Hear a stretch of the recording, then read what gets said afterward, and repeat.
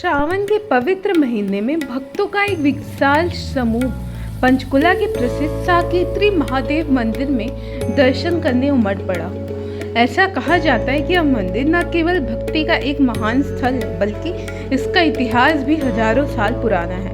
कहा जाता है कि यह महादेव की पूजा पांडवों ने की थी और यह स्थल नाग नागिनों से भी जुड़ा हुआ है। माना जाता है मंदिर से जुड़ी हर एक कहानी में न कोई चमत्कार छुपा है और हर भक्त के पास कहने के लिए अपना एक अनुभव है। तो चलिए इस पवित्र स्थल के दर्शन करते हैं। भक्तों के जज्बात, मंदिर का इतिहास और महादेव के चमत्कार के साथ यह साकेत्री महादेव मंदिर की एक विशेष रिपोर्ट देखिए आप।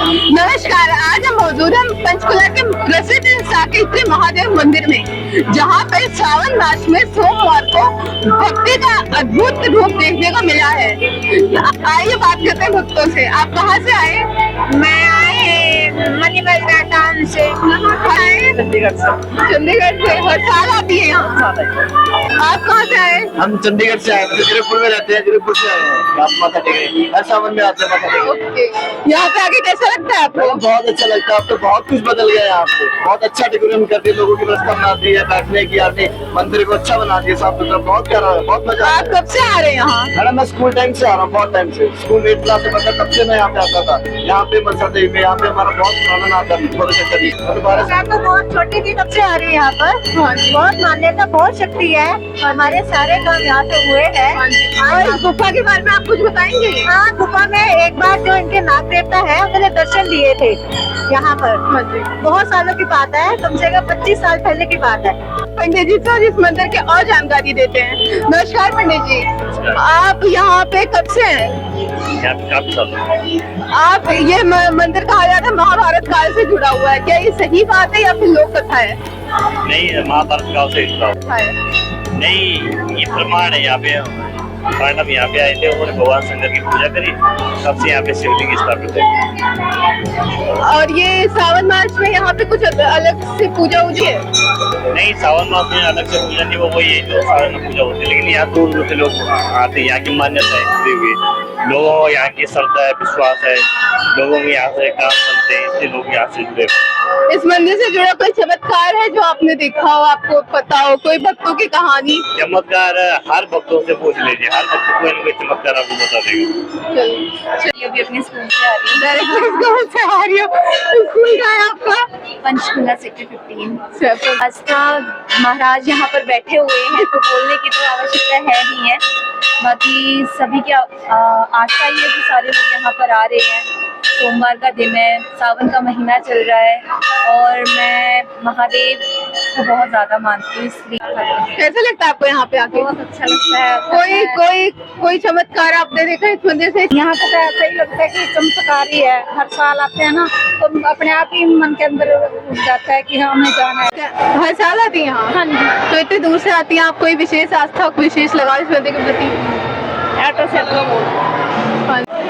13 से आए। सेक्टर 13 से आए हैं, तो आप हर साल यहाँ आती हैं? नहीं, हम लोग हर साल आते हैं, सोमवार को आते हैं। आप थोड़ा इधर आ जाइए ताकि कैमरे में आप आए। तो आप हर साल यहाँ आते हैं? मैं बहुत सालों बाद आई हूँ यहाँ पे। फिर सामने ऐसे आते है कि हम सावन के महीने भोले बाबा को बहुत मानते हैं कि ये मनोकामना भी पूरा करते हैं, इसी में हम आते हैं। हम ये आपने जो देखिए इस मंदिर के, ये पारंपरिक है ना आज के नेपाल का, ये पारंपरिक है, तो इसकी क्या मान्यता है इसके बारे में? हमारा ये होता है कि कोई शौक से भी पहनते, कोई जो सागन होते हैं ना हस्बैंड के, जैसे हमारे लिए मंगलसूत्र है वैसे आपके लिए रही है। और सावन का महीना है, खास करके पीला और हरा, वो मतलब शिव जी का पसंद का माना जाता है, इसीलिए तो अपने शौक से पहन सकते हैं, जो भी जैसे शौक से भी पहन सकते हैं। पर अभी हरा और पीले का ज्यादा माने जाता है। तो ये आपके लिए इस माला की भी विशेष मान्यता है।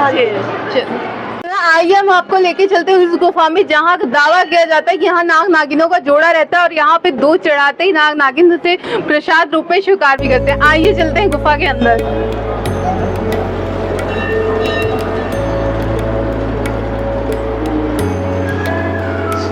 इधर का भी